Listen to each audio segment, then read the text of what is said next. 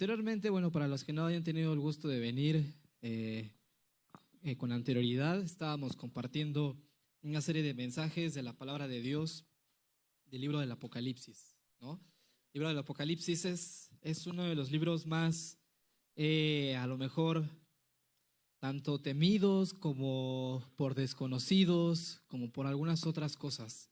Yo me acuerdo que desde muy temprana edad, pues siempre me llamó la atención este libro y siempre quería o le pedía a Dios que me diera entendimiento de él, ¿no? Pero pues todavía se lo sigo pidiendo porque uno nunca deja de aprender, y más cuando es de la palabra de Dios.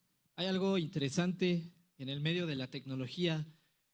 Todos tenemos teléfonos, ¿no? O computadoras, o un iPad, o los que son ricos y pudientes, pues tienen sus Mac, ¿no? O sus iPads, o sus iPhone, ¿no? 20 Pro Max. Todos los teléfonos tienen aplicaciones. WhatsApp, la de Mercado Libre, ¿no? La del Chain, para los que les gusta comprar en el Chain. Instagram, ¿no? Facebook, TikTok, etcétera, etcétera. Todas y cada una de las aplicaciones constantemente se actualizan, ¿no? ¿Por qué se actualizan las aplicaciones? A veces uno se lo pregunta, ¿no? O incluso en la tele también, las teles que ya son Smart TV, a veces se actualizan las aplicaciones. ¿Por qué se actualizan? Bueno, hay algo que se llama parcheo de seguridad, es decir, todas las aplicaciones constantemente sufren vulnerabilidades, ¿no? Ante los ciberatacantes, ante amenazas, tienen vulnerabilidades, ¿no? Que van descubriendo. Es como una puerta. El día de hoy a lo mejor esta puerta está bien, pero mañana ya no tiene la mitad, ¿no? Entonces por eso la aplicación se actualiza. La aplicación lo que hace es que pone esa otra mitad. Por eso se actualizan las aplicaciones, en pocas palabras. Entonces así nosotros también debemos actualizarnos de la palabra de Dios, porque tenemos vulnerabilidades, ¿no? Hay 3 enemigos que los cristianos tenemos: nosotros mismos, el mundo y el enemigo, ¿no? Uno pensaría que el más fuerte de ellos es el enemigo, pero a veces somos nosotros mismos, ¿no?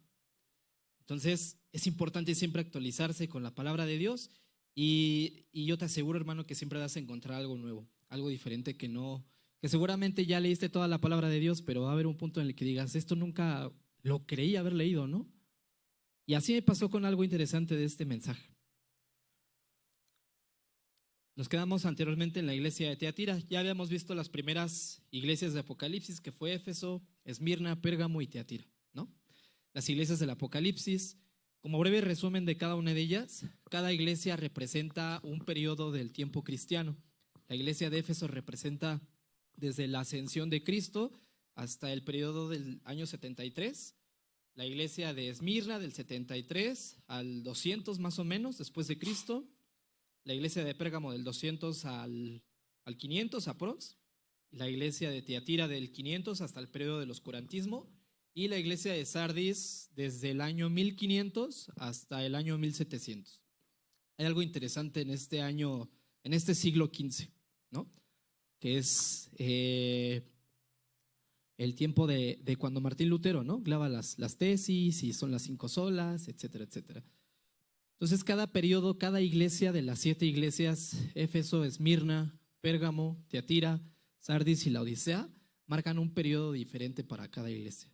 Y cada iglesia tiene un contexto distinto, cada iglesia fue real, cada iglesia estaba en una zona diferente, en un contexto histórico, geográfico y religioso, digámoslo así, distinto, ¿vale? Por eso cada iglesia tiene un mensaje, un objetivo y un propósito diferente, ¿vale? Es como si es la iglesia de Naucalpan y la iglesia de Toluca y la iglesia de Michoacán, ¿no? Y la iglesia de Cancún, etcétera, etcétera. Están en distintos puntos. Y estas iglesias fueron reales. Y como hemos visto hasta ahorita, solamente una de ellas, una ciudad en específico que es Esmirna, sigue existiendo hasta hoy. Todas las demás zonas ya no existen, son ruinas, ¿vale? Entonces, el mensaje que toca hoy es el mensaje a Sardis, la iglesia de Sardis, que está en Apocalipsis 3. Igual si no trae su Biblia, si no alcanza a ver, acá está en la pantalla, ¿vale? Dice Apocalipsis 3:1 hasta el 6, en el nombre del Padre, del Hijo y de su Santo Espíritu.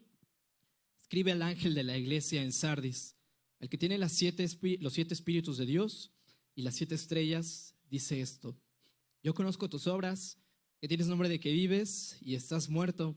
Sé vigilante y afirma las otras cosas que están para morir, porque no he hallado tus obras perfectas delante de Dios. Acuérdate, pues, de lo que has recibido y oído, y guárdalo, y arrepiéntete. Pues si no velas, vendré sobre ti como ladrón, y no sabrás a qué hora vendré sobre ti. Pero tienes unas pocas personas en Sardis que no han manchado sus vestiduras, y andarán conmigo en vestiduras blancas, porque son dignas. El que venciere será vestido de vestiduras blancas. No borraré su nombre del libro de la vida, y confesaré su nombre delante de mi Padre y delante de sus ángeles. El que tiene oído, oiga lo que el Espíritu dice a las iglesias. ¿Vale? Les quisiera preguntar, ¿qué es la iglesia? En pocas palabras, tampoco me den una definición histórica, teológica. Para ustedes, ¿qué es la iglesia, hermanos? ¿Quién quisiera participar o quién quisiera que lo elija? Lo que diga no hay problema, está bien. Para ustedes, ¿qué es la iglesia? Para ustedes, ¿qué significa esta palabra iglesia? ¿Quién quisiera decirlo? A ver, nuestra hermana Laura, ¿para usted qué es la iglesia, hermana? Ya la vi que casi iba a levantar la mano, pero más.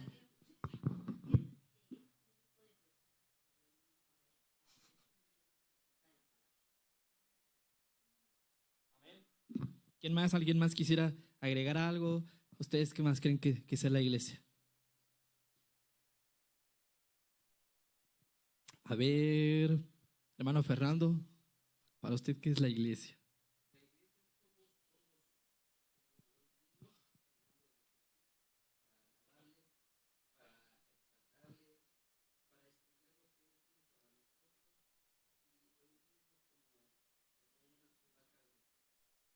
Amén. Vale, ¿están bien? Hay una definición que escuchaba de un siervo de Dios que ya no está en el mundo, pero está en la presencia de Dios. Y su definición era: la iglesia es el representante del cielo en la tierra. ¿Vale? Y me gustó mucho ese significado que él le dio: el representante del cielo, no de Dios. De Dios es el Espíritu Santo, ¿vale? El representante del cielo en la tierra. ¿Y cómo es el cielo? ¿No? Ya no les voy a preguntar, no se preocupen. En el cielo nos dice la palabra de Dios, ¿no? Que están los ángeles, que están las cortes celestiales, que está el trono, que hay 7 espíritus, que hay 7 criaturas, ¿no? Que están los 12 tronos, que están muchas otras cosas, ¿no? Dice que está el árbol de la vida, el árbol del fruto del bien y el mal. Dice que está los ángeles, ¿no? Cantando de día y de noche, ¿no? Dice en Apocalipsis más adelante, del 10 en adelante, que hay un mar de cristal, y que en Isaías dice que en mucho tiempo después que va a estar el león y la oveja y no va a pasar nada, ¿no? Muchas cosas. Hay un libro muy interesante que se llama el libro de Enoc, el cual dice que para que un ángel pueda hablar con Dios, primero le debe de decir toda una, digámoslo así, una poesía, ¿no? O sea, antes de pedirle cualquier cosa o siquiera de hablarle, de decirle directamente: oye Dios, ayúdame con esto o tal, primero le dice toda una poesía, como un salmo, ¿no? Los salmos son como poéticos, ¿no? Son estos cantos, son estos versos que inspiran el decirle cosas bonitas a Dios. Entonces, me gusta mucho este libro porque dice un poquito de cómo son los ángeles, ¿no? Cómo ellos se acercan a Dios. Entonces, la iglesia, como les digo, es el representante del cielo en la tierra. Ahora, vamos a ver un poquito del contexto histórico de qué es Sardis, de qué fue Sardis, de qué fue esta ciudad. Bueno, como les decía, esta ciudad y este periodo se extendió desde el tiempo de la Reforma hasta el fin. La Reforma Protestante, para aquellos que nunca lo han escuchado, es este periodo del año 1517, cuando Martín Lutero, leyendo la Biblia, se da cuenta de que todo lo que estaba haciendo la Iglesia Católica Apostólica Romana estaba mal, ¿no? Porque pedían indulgencias. Es decir, le decían a la gente: oye, pues para que te salves, pues tráeme, ¿no? Un dinerito. Pero pues la gente era escasa de recursos, como uno, ¿no? Entonces imagínense, no se podía salvar. Decía: híjoles.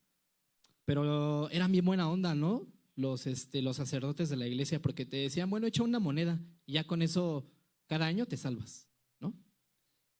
Entonces esta persona, Martín Lutero, se da cuenta de que está pasando esto y dice, esto no es así porque la salvación es por gracia, ¿no? La salvación se obtiene a través de la gracia, es solo por fe, solo a Dios la gloria, solo la Escritura salva, ¿no? Las 5 solas, etcétera. Entonces, en ese tiempo también, como dato histórico, hubo una persona que se llamó William Tyndale, quien tradujo la Biblia del latín al inglés, y eso le costó la vida. Lo mataron, ¿no? Lo asesinaron. Entonces, es este periodo de la iglesia en donde están cambiando ciertas cosas, en donde se está traduciendo y se está llevando la palabra de Dios a todas las personas, porque la iglesia católica decía que solo los sacerdotes, que solo ellos podían leerla, que no era para el pueblo. Entonces, querían a un pueblo ignorante, ¿no? Y lo que hace Martín Lutero es que clava las 95 tesis diciendo por qué es importante que las personas tuvieran acceso a la palabra. Y junto con esta otra persona traducen la palabra de Dios del latín al inglés y luego del inglés al español, etc. Y bueno, algo también interesante, esta ciudad, este lugar de Sardis era una de las ciudades más ricas en ese tiempo. De hecho, fue la primera ciudad, históricamente hablando, que introdujo la moneda de oro y de plata, ¿vale? Había otras ciudades como Grecia que ya lo habían hecho, pero con otro tipo de material. Pero Sardis lo hizo con el oro y con la plata. Después se dieron cuenta de que no iba a ser tan efectivo, ¿no? Porque pues, hoy las monedas ya no son de oro, ¿no? Ni siquiera de plata. Imagínense.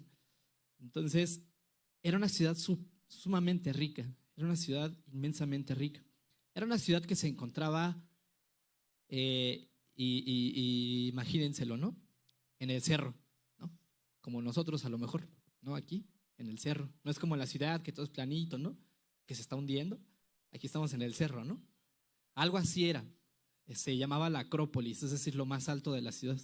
Y por eso mismo, al estar en lo más alto de la ciudad, era un lugar que se confiaba mucho de sí mismo para no ser atacado, para no ser conquistado. Porque en ese tiempo estaban los medos, los persas, los romanos, los griegos, los babilonios, ¿no? O sea, en la Biblia lo dice, ¿no? Que el imperio tal atacó a tal y tal. En la historia lo dice. Entonces, a pesar de esto, 2 veces fue conquistada.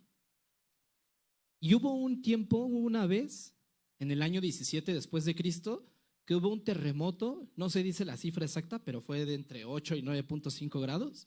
Imagínense, ¿no? El del 85, ¿de cuánto fue? De 8.5, ¿no? ¿7.8? Ah, ya. 7.8. Y aún así imagínense todo lo que hizo, ¿no? Casi destruyó muchos edificios, muchos lugares. Imagínense en ese tiempo. Destruyó esa ciudad y Tiberio, un emperador romano, la reconstruyó y gracias a eso hicieron un templo en su nombre, ¿no? Ahora, esta ciudad anteriormente se llamaba Lidia. Lidia en el siglo V y en el siglo VI, hasta el siglo 1200 después de Cristo. Entonces fue una ciudad muy rica, fue una ciudad confiada, fue una ciudad que no tenía preocupación de ser conquistada y por lo mismo pues vivían en una comodidad, ¿no? Política, militar, ¿no? Esto va a ser importante saberlo para después, ¿vale? Ahora, el contexto de la iglesia. A diferencia de las otras iglesias, por ejemplo, voy a leerlo rápidamente, ¿no? En Éfeso, dice el Apocalipsis, dice el Señor Jesús, y has sufrido, y has tenido paciencia, y has trabajado arduamente, etcétera. Esmirna, no temas en nada de lo que vas a padecer. He aquí el diablo va a echar a algunos de vosotros en la cárcel. Pérgamo le dice, retienes mi nombre y no has negado mi fe, aun en los días en que mi testigo Antipas fue muerto entre nosotros. Después Teatira dice, yo conozco tus obras y amor y fe y servicio y paciencia, ¿no? Pero con Sardis solo hay una cosa. Yo conozco tus obras y que tienes nombre de que vives y estás muerto. No hay una persecución latente, a diferencia de las otras iglesias. Desde el primer siglo, desde el año 100 más o menos hasta el año 600, los cristianos tenían una persecución constante, ¿vale? Esta persecución era literalmente que los mataban, que los buscaban para asesinarlos, ¿no? habían juegos, digámoslo así, olímpicos, en los cuales a los cristianos los agarraban y los llevaban al Coliseo Romano, ¿no? Para asesinarlos, para utilizarlos como juego, ¿no? Para utilizarlos ahí como pues como teatro, ¿no? Como show, digámoslo así. Entonces eran perseguidos. Incluso en ese tiempo, si las personas en general no adoraban al César, no le daban tributo al César, eran asesinadas, ¿no? Hoy en día, gracias a Dios, aquí en nuestro país, no tenemos esa cuestión de que si no adoramos al presidente o a tal, pues no estamos siendo asesinados, ¿no? No estamos siendo buscados. Entonces, estas iglesias sí estaban siendo perseguidas. Pero a Sardis no hay una persecución como tal. No están siendo perseguidos, ¿no? A diferencia de Esmirna, como les digo. Tampoco hay una mala enseñanza. O sea, no les dice que tienen alguna mala doctrina. Al parecer no tiene nada malo en ese sentido, ¿no? O como otra iglesia, como Tiatira, un compromiso con el mundo o con el pecado. Pero a pesar de esto, la iglesia debió haber asimilado que pues esto estaba ocurriendo, porque dice que está muerta, ¿no? Ahora vamos a ver desde el principio. Escribe al ángel de la iglesia en Sardis. Cuando dice escribe al ángel en estos capítulos, se refiere al pastor de esa iglesia, ¿vale? Escribe al pastor de la iglesia en Sardis. Sardis significa remanente, es decir, los pocos que quedan, ¿vale? Escribe al ángel o al siervo o al pastor o al líder de la iglesia en Sardis, el que tiene los 7 espíritus de Dios. ¿Qué son estos 7 espíritus de Dios? ¿Significa que acaso Dios hay, digámoslo así, 7 espíritus santos, digámoslo así? No es eso. ¿Qué significa esto? En Isaías capítulo 11, del 1 al 2.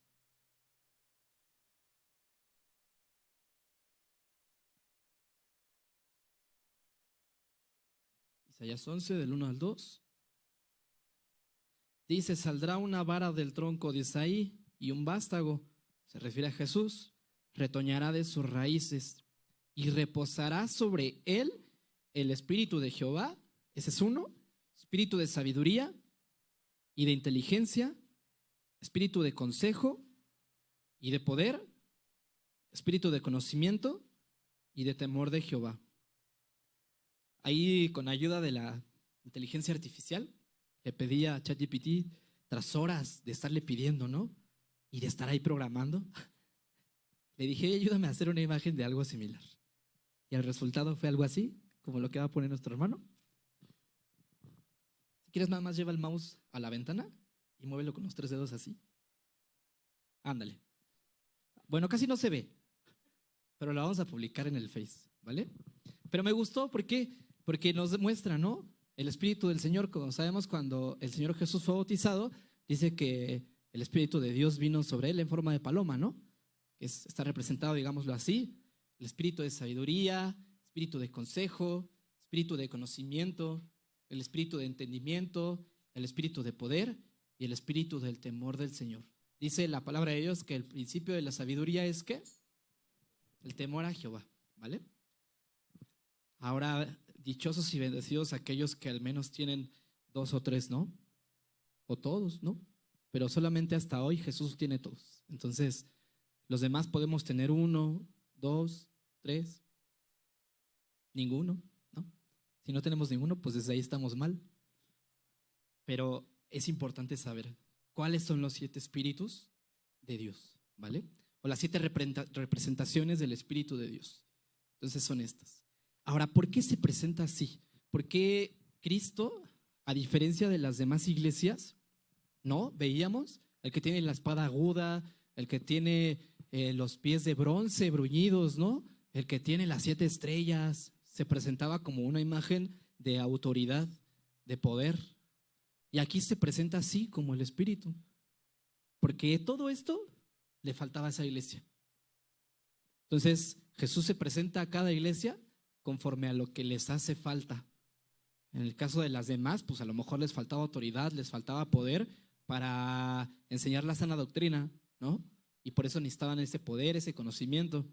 Pero aquí, como la iglesia estaba muerta, lo dice literalmente, es decir, apartada de Dios, faltaba el Espíritu de Dios.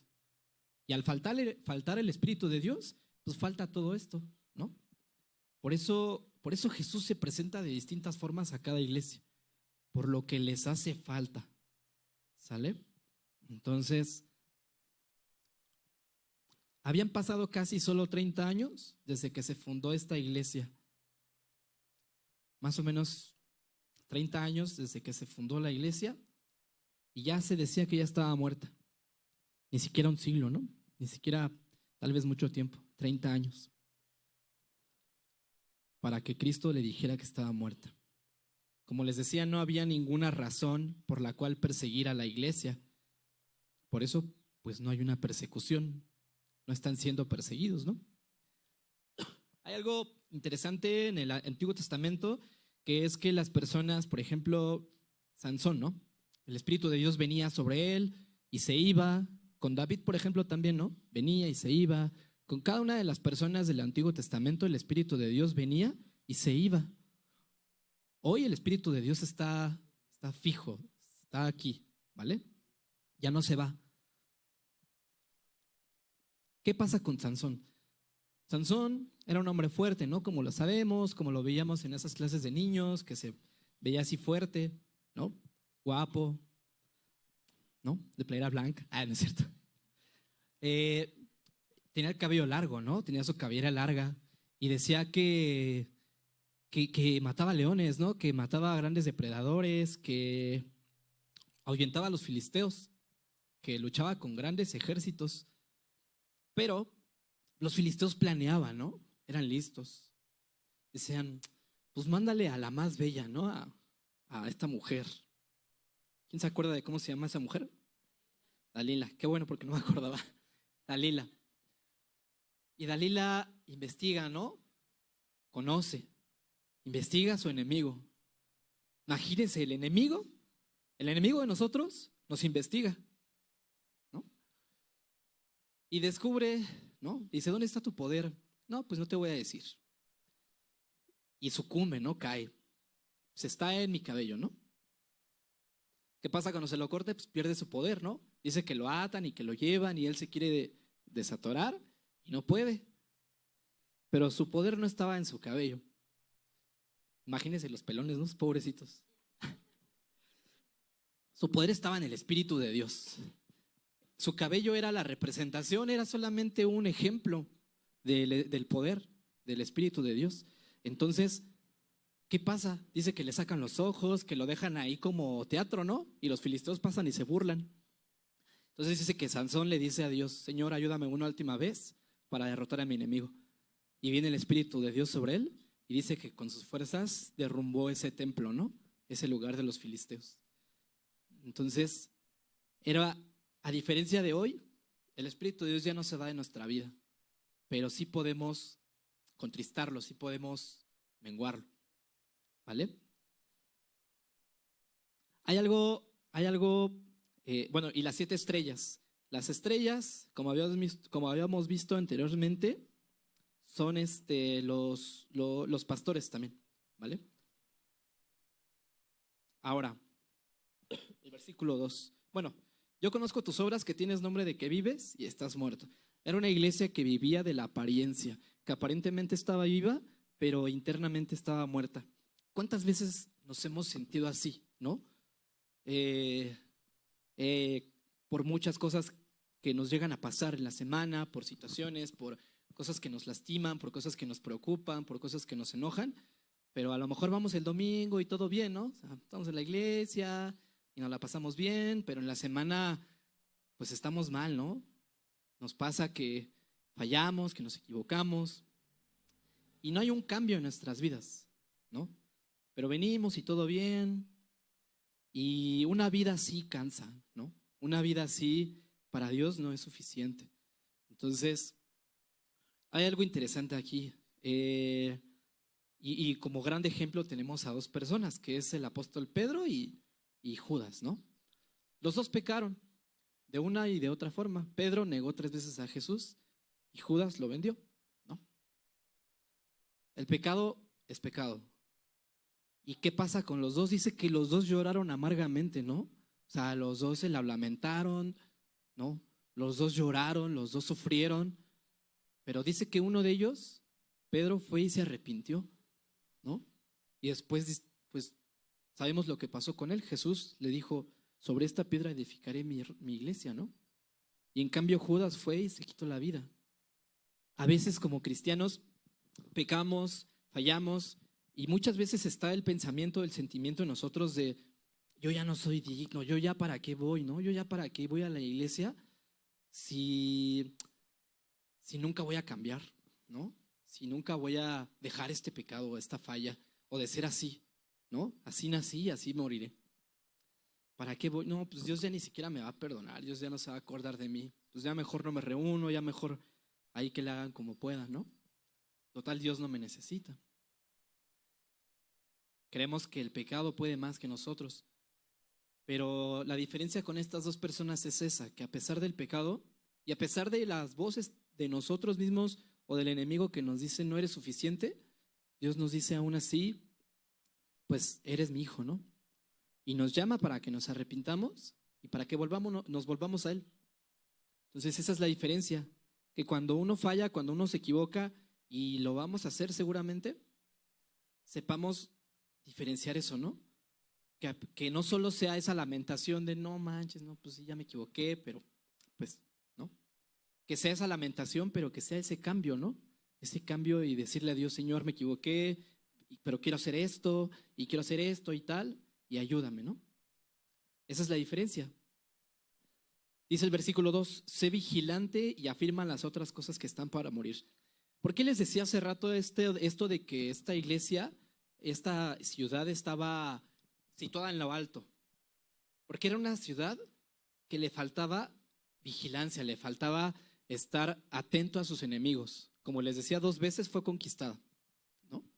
Por confiada, por pensar que estaban en lo más alto de la ciudad, de la roca. Pensaron que nunca los iban a conquistar y los conquistaron 2 veces. Entonces, Cristo entiende el contexto en el que vives, tanto de tu colonia como de tu casa, de tu trabajo. Jesús lo entiende el contexto y la historia en la que vivimos. Él no es ajeno a las situaciones en las que estamos. Por eso le dice, sé vigilante, no seas como la ciudad, como ese gobierno que se confía de su poder y que lo atacan y lo vencen, ¿no? Tú sé vigilante. Ahora esta palabra vigilante me interesó mucho y en la Nueva Traducción Viviente dice despiértate. Ahora esto es para los no creyentes que estaban en la iglesia. Después dice y afirma las otras cosas que están para morir. Dice sé vigilante, coma, y afirma las otras cosas que están para morir. Es un mensaje a 2 tipos de personas. Despiértate o sé vigilante es para los no creyentes que estaban en la iglesia. Siempre pasa, ¿no? Que en muchas iglesias llegan personas, pero a lo mejor no les gusta, ¿no? O se van o algo. O a lo mejor no queremos tener ese compromiso con Dios. Entonces les habla a ese tipo de personas, despiértate, te animo a que sigas, ¿no? Y después esta palabra de y afirman las otras cosas que están para morir o fortalecer, afirmar o fortalecer, es decir, rescata aquellas cosas por las que hay esperanza. Es decir, aquellos pocos que lo intentan, que le echan ganas, que quieren ese compromiso, rescátalos, ¿no? Haz algo por ellos. Si hay virtud, hay pureza y haz lo que puedas para rescatarlos, ¿no? Es como ese renacimiento, ¿no? Entonces, le dice eso Cristo a la iglesia. Después dice el versículo 3, acuérdate pues de lo que has recibido. O bueno, quisiera un último del versículo 2, porque no he hallado tus obras perfectas delante de Dios. ¿Cómo se es perfecto? Para ustedes, ¿qué significa la perfección? ¿Quién quisiera decirme que es algo perfecto? Tú, Pau, para ti, ¿qué es algo perfecto? Ay, perdón, ¿eh? Ok. ¿Hay quien alzó la mano allá? Es que ya no vi. Ok. Hermanas, ¿me recuerda su nombre? Saraí. ¿Para usted qué es algo perfecto? Mi esposo va a decir.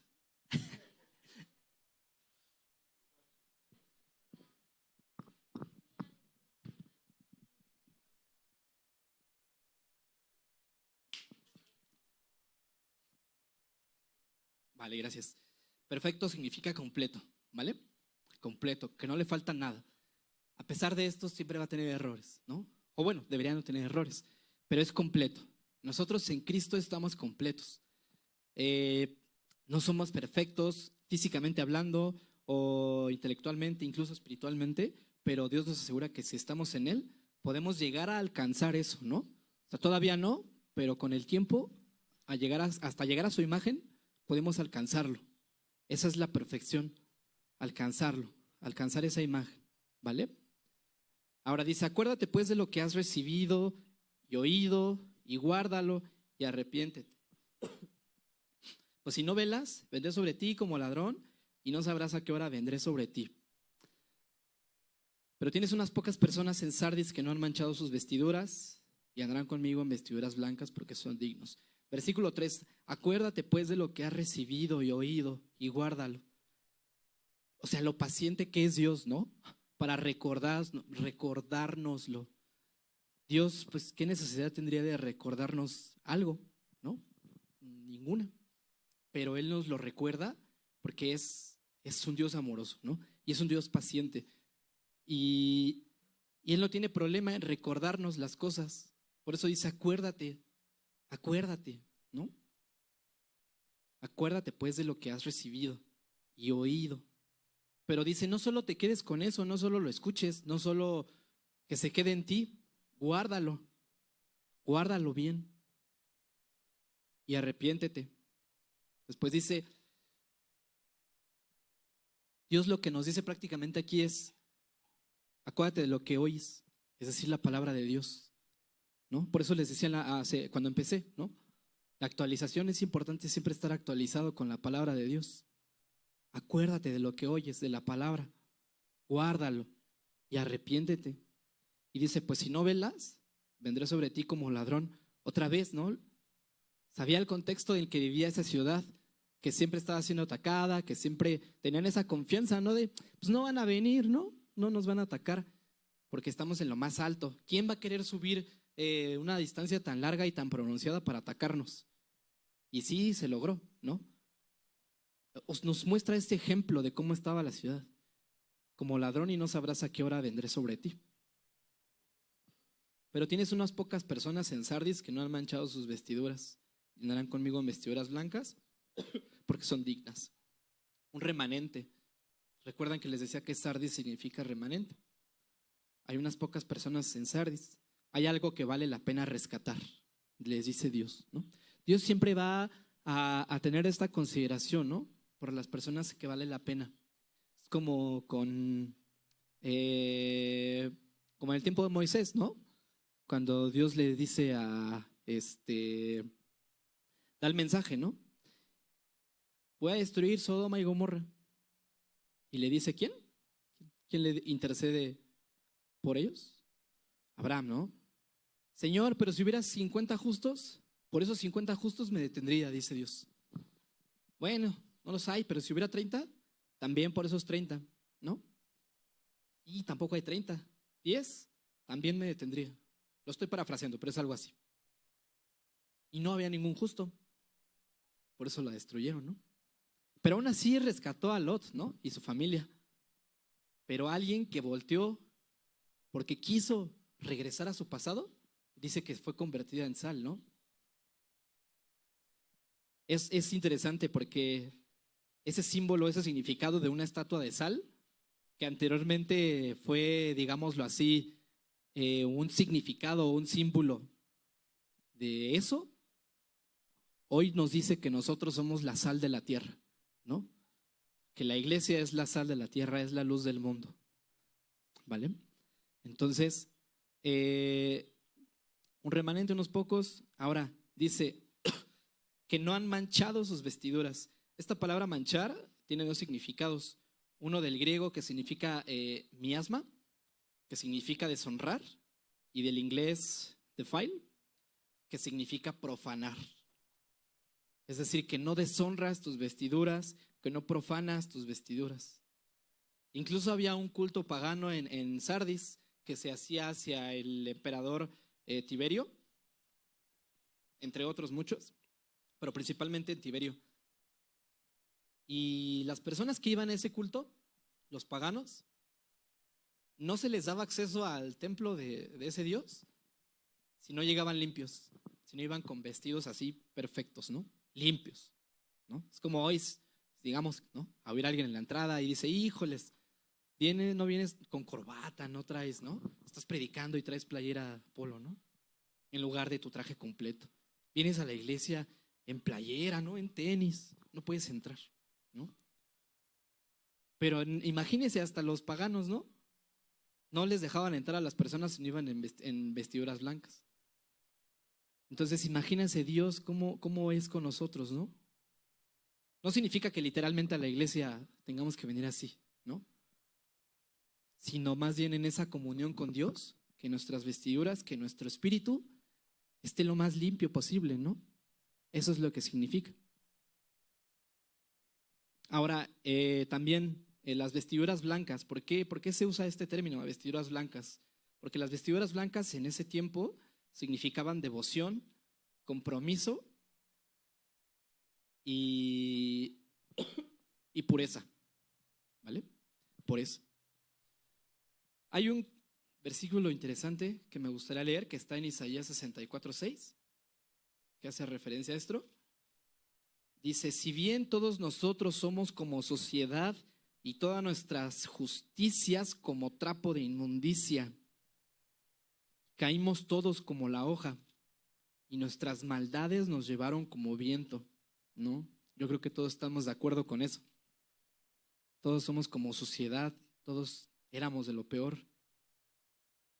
Pero después dice en Isaías 1:18, venid luego, dice Jehová, y estemos a cuenta. Si vuestros pecados fueren como la grana, ¿qué es la grana? Grana significa escarlata. Era un tinte especial para teñir telas costosas. Nuestra tela es muy costosa, nuestras vestiduras son muy costosas. El precio fue Jesús. Por eso es tan costosa nuestra vestidura, nuestro espíritu. Como la nieve serán emblanquecidos. Y si fueren rojos como el carmesí, vendrán a ser como blanca lana. Si quisieres, dice Dios, si quieres y oyeres, comeres el bien de la tierra, ¿no? Dios nos dice, si quieres, ven, ¿no? Nos invita, dice, si tú quieres y lo oyes, ven. Regresando un poco al Apocalipsis, en donde estábamos, el versículo 5, ya casi para terminar. El que venciere será vestido de vestiduras blancas, y no borraré su nombre del libro de la vida, y confesaré su nombre delante de mi Padre y delante de sus ángeles. No borraré. Esto es interesante. Hay una parte en Éxodo 33:32. Si alguien lo puede leer, por favor. Éxodo 33:32, por favor.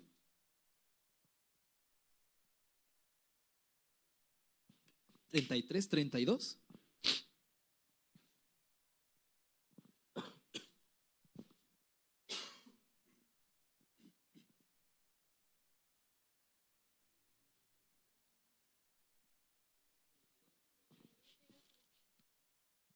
A ver, vamos a calmarnos.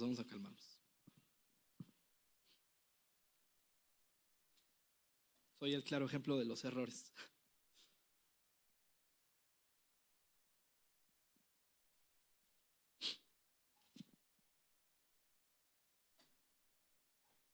Perdón, me equivoqué. 32, perdón. 32:32. Si alguien lo puede leer, por favor.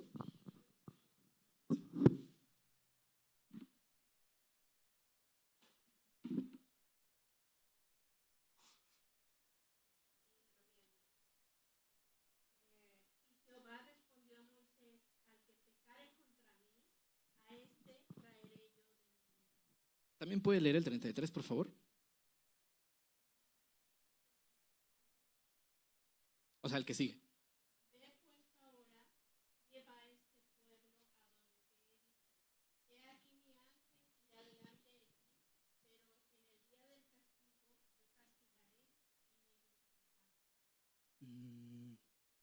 A ver, es que era el 32. Dice, que perdones ahora su pecado, o sea, Moisés diciéndole a Dios, y si no, ráeme, es decir, bórrame ahora de tu libro que has escrito.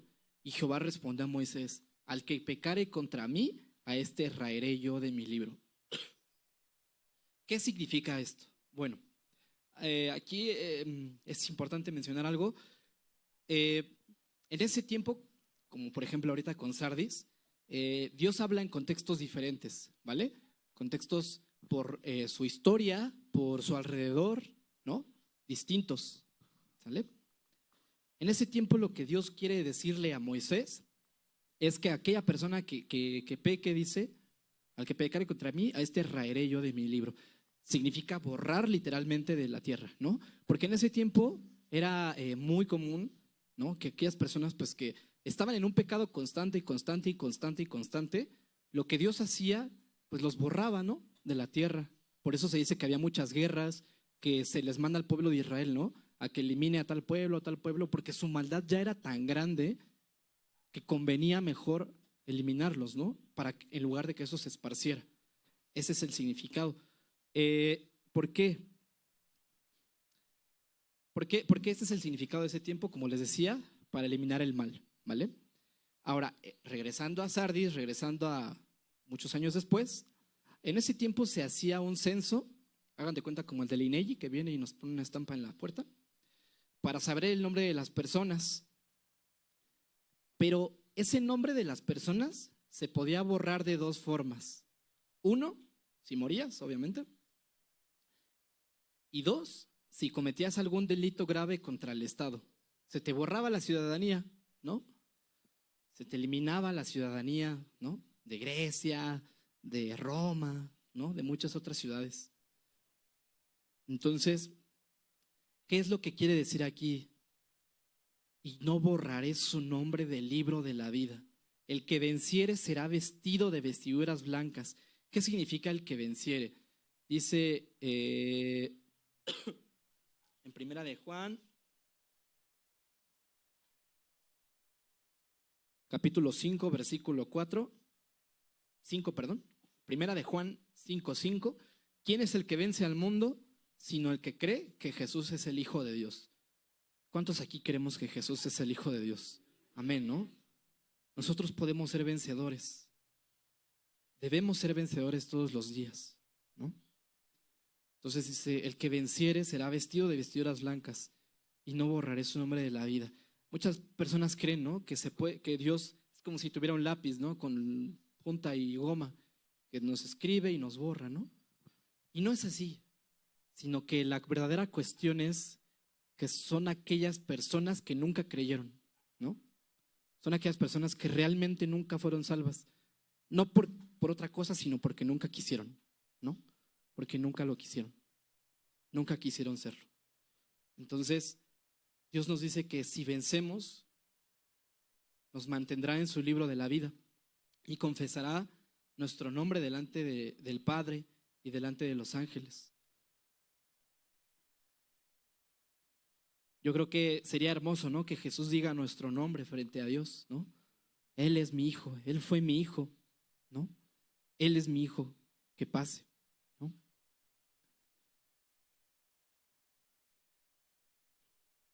En el siglo XVII había un papa de ese tiempo y tenía un secuaz, digámoslo, un ayudante, que una vez le dijo a un predicador que se llamó Savonarola, por estar predicando la palabra de Dios, le dijo: yo te separo de la iglesia militante en este momento. Y Savonarola respondió: de la iglesia militante en la tierra sí, pero de la iglesia en el cielo jamás, ¿no? Martín Lutero también fue excomulgado. Es casi un nombre prohibido, ¿no? En la iglesia católica. Su nombre fue borrado de muchos libros, pero nuestro nombre nunca será borrado.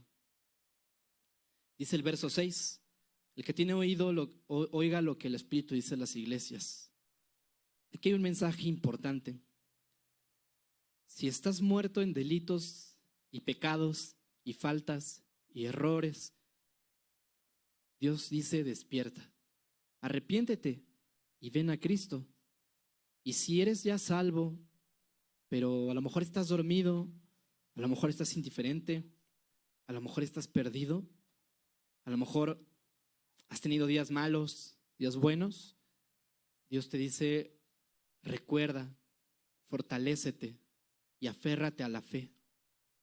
Y si ya estás despierto, si estás vibrante, si estás constante, Dios te dice que cuentes sus promesas, porque sus promesas son eternas y nada ni nadie te podrá separar de ellas. Dice en las cartas del apóstol Pablo, ¿qué me separará del amor de Dios? Ni lo alto, ni lo bajo, ni lo profundo, ni ninguna otra cosa, ni la muerte, ¿no? ¿Qué te puede separar del amor de Dios? Nada. Solo uno a veces, ¿no? Uno a veces es muy torpe. Incluso hay un versículo en el libro de Isaías, dice, por torpe que fuera, no se extraviará, ¿no? Yo me siento muy identificado con ese verso, ¿no? Porque a veces somos muy torpes, somos muy inconstantes, digámoslo así, ¿no? Muy faltos, muy humanos. Pero a pesar de eso, Dios nos da palabras de vida y nos fortalece, ¿no? Siempre me ha gustado ver esto como una imagen en la cual cuando uno está tirado, cuando uno está caído, agüitado, ¿no? Como solemos decir, muchas cosas, hay personas, ¿no? Que te dan la mano, que te dicen, ven, te doy la mano, ¿no? Y está padre, eso es bonito. Pero Jesús no solo te da la mano, Él se acuesta contigo a ver la vida y a ver la vista como tú la ves. Él se acuesta, se tira al piso a ver la vida como tú la ves. Lo hizo con las iglesias, por eso les habla conforme a su tiempo, ¿no? Cada iglesia es distinta y les habla conforme a ellos conocen. Entonces, si nosotros que a veces tenemos conocimiento, a veces no, Dios, Jesús, se acuesta contigo y ve la vida como tú la ves. Qué hermoso es eso, ¿no? Te quiero invitar a que cierres tus ojos y que como esta iglesia que era confiada, que era fuerte, pero que Dios le da un mensaje fuerte, un mensaje duro, ¿no? Le dice, tienes nombre de que vives, pero estás muerta. Qué duro es eso, ¿no? Pero Dios, a pesar de eso, a pesar de que sabe el estado en el que estaba la iglesia,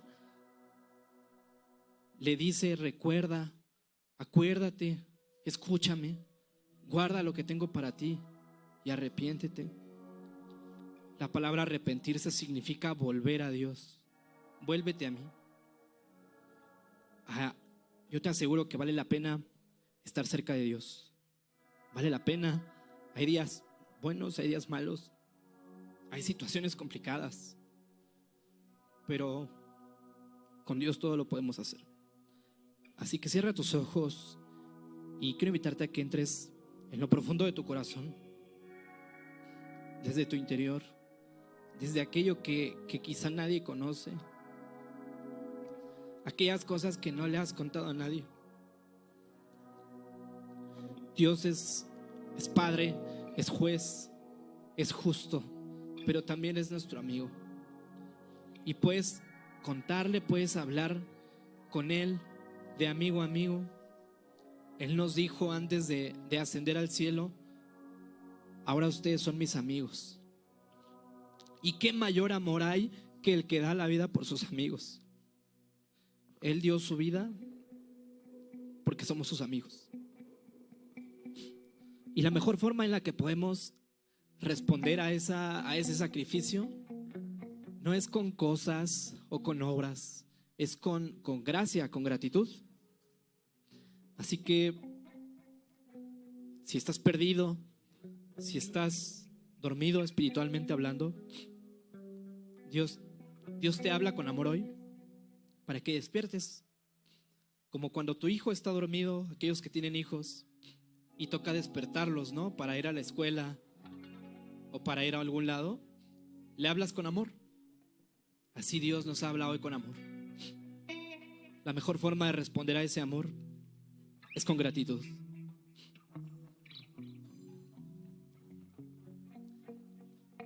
Vamos a esforzarnos internamente como iglesia para llegar cada día más a esa imagen perfecta. Señor, hoy estamos aquí en esta tarde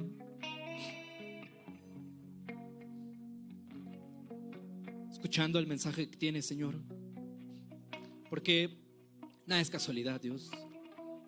Todo lo que tú tienes para nosotros es con un propósito. Es un propósito perfecto, es un propósito que no entendemos. Es un propósito que has preparado desde hace muchísimos años. Y Señor, queremos seguir siendo parte de ese propósito. Queremos tenerte en nuestra vida todos los días. Queremos tenerte en nuestra vida en la mañana, en la tarde, en la noche, en cualquier lugar en el que estemos. Acordarnos de ti, tener comunión contigo. No solo quedarnos, Dios, con lo que nos das el día de la reunión, sino en la semana buscarte más y más y más. Señor,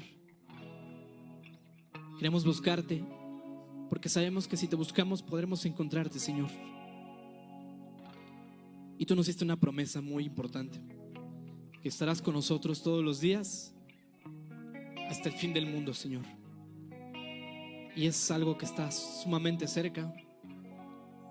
Por eso te necesitamos, Señor, porque la vida a veces es complicada, a veces no lo es, pero en todos los momentos, buenos o malos, te necesitamos, Señor. Ayúdanos a seguir en tu perfecta voluntad, en tu amor. Y ayúdanos, Señor, a que la gente te pueda ver a través de nosotros, de nuestras vidas. Ayúdanos a negarnos a nosotros mismos para que tu nombre se glorifique en nosotros. Te amamos, Señor. Llévanos con bien a donde vayamos. Limpia nuestras impurezas. Ayúdanos a trabajar aquellos errores que tengamos como humanos, como personas. Ayúdanos, Señor, a trabajar cada una de las cosas que necesitamos trabajar. Lo ponemos en tus manos, Señor. Carecemos de muchas cosas, Señor, pero te necesito en mi vida para que me ayudes, Señor, a fortalecerme en aquellas cosas en las cuales carezco. Te lo pido, Señor, en el nombre de Jesús. Ayúdame, Señor, a cada día volver a ti, a cada día estar más cerca de ti, Dios. Gracias, Señor. Llévanos con bien. Cuídanos, Señor, y guárdanos. Y que todo lo que hagamos o dejemos de hacer esté en tu voluntad y que sea para tu gloria. Como dice el apóstol Pablo, tengo esta vida por perdida. Esta vida que no es la verdadera vida y que vale la pena luchar por aquella que sí la es, que es la vida contigo, la vida eterna.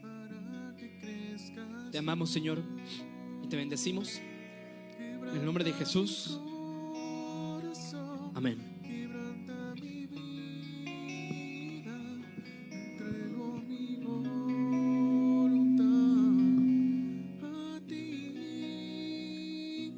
Todo lo que soy, Señor, todo cuanto tengo es tuyo. Quiero menguar para que crezcas tú.